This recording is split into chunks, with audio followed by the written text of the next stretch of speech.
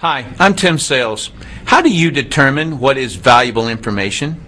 Do all authors have the same value to you? Well, of course the answer is no. Everyone knows the answer is no. But if you were to ask people, what method do you use to determine if what you read or hear is valuable or not? You'll get some pretty goofy answers. I had a lady actually tell me that she determines the validity of what she reads based on whether the information is balanced.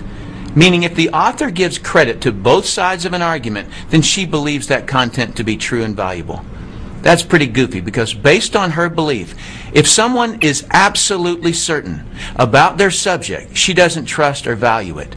Another person claimed that it depends if the website or presenter looked professional. That too is goofy and can lead one down many wrong paths.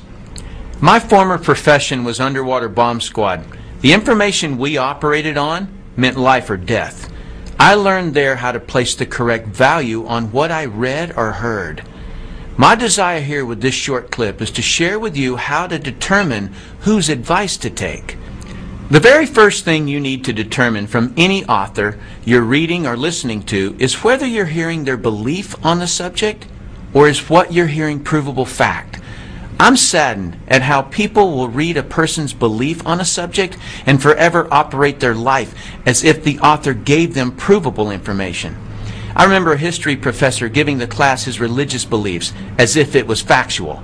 The sad part is there were people who took that professor's belief mostly because he appeared to be an authority to all of us. But the information he gave us on religion was his beliefs only, none of which was provable. That being said, you have to be very careful in reading or listening to statements of so-called facts that mislead you. As an example, I recently read, your odds of making big money in network marketing are lower than winning at gambling in Las Vegas. Well, factually, the highest odds you can get in Las Vegas is the roulette table at slightly under 50-50 odds. So the author's statement is true. But how the author tricked you was by implying that making money in network marketing is based on odds or chance. It's not. It's based on performance. So the whole statistic is actually irrelevant. Had the author actually succeeded in network marketing, he would have known this. The author also tricked you by taking the statistic out of context. The author didn't tell you that no business venture in the world will give you those same 50-50 odds. There is no money-making concept in the world where 50% of the people who try it make big money. So, while his statement sounded factual, it was misleading. But probably the most helpful concept I can teach you is that there are three types of authors of content. Just so you know, my use of the word author includes both written and spoken communication. Here are the three types of authors: those who have never done it, those who have done it and failed, those who have done it and succeeded. Author type number one are authors who have never done what they're writing or talking about. Newspapers, magazines, television writers, and reporters rarely have done what they're writing or talking about.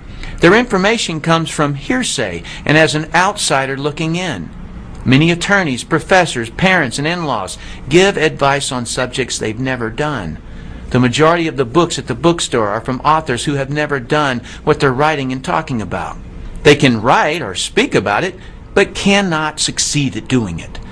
Their advice is rarely sound because it's based on invention, another person's information, or hearsay. This problem is compounded when an author simply repeats something they heard from the media. Now there are two layers of people who can't do what it is they're talking about, but think they know something about it. Authors who have never done what it is that they're writing about or who have never succeeded at it cannot possibly place the correct importance on the subject. You can always identify authors who have never done it because their content is slightly or grossly off the correct subject. As an example, I read a web article claiming that multi-level marketing success was mathematically impossible. Do you see what I mean about authors writing about what they've never done? He completely missed the subject. And as for his mathematical theory, that's like claiming that it's scientifically impossible for a bumblebee to fly. Has it ever occurred to that author to just look? The MLM industry sells $109 billion worth of products and thousands of people earn millions of dollars. Plus the oldest MLM company is still growing. Author type number 2 are authors who have failed at what they're writing or talking about. When someone has failed at what they write or talk about, it is common for them to be critical of the subject and those who do it. When someone is critical of something, they are inclined to find fault with it. Why? Because something about the subject is a complete mystery to them, and they feel inadequate. They obviously couldn't figure out some part of it, and they quit before they ever found out. Take, for example, a person who wanted to be a real estate investor but failed at it. He will project his negative experience onto whatever he writes or says about the business. He'll typically write and talk about what's hard, wrong, or dangerous about real estate. Why? Because he never figured it out, and someone who succeeds at it proves his inadequacy on the subject of real estate. His worst nightmare is people succeeding at real estate investing. His negativity may focus on the aspect of real estate investing that caused him to fail, but more than likely he doesn't know why he failed. So he tries to make everything about real estate wrong, including anyone who does real estate. Just a warning, on every subject there are more people that quit at it than people who succeed. So you may find much more negative information about your subject than positive information. Do not take advice from authors who have quit at what they write or talk about. They are resentful and do not want you to succeed where they failed. Others' success only proves their inadequacy. They may claim that they only want to protect you, but in reality, they only want to protect themselves from a sense of failure by preventing you from trying and succeeding. Author type number 3 are authors who have succeeded at what they're writing and talking about. If an author has succeeded at what they are writing or talking about, they are a valuable asset to you, and their advice is worth listening to. They know what is important and what is not important about the subject. If you hear information from author type 1 or 2 that concerns you, ask author type 3 to explain it to you. They will be able to explain things and categorize the information so that it's logical. Please note that there is a vast difference between someone who has been successful at their subject and someone who has been merely educated about it. Just because a person has studied a subject or has been doing the subject for 20 years doesn't mean they can successfully do it. A beautician can study all about hair.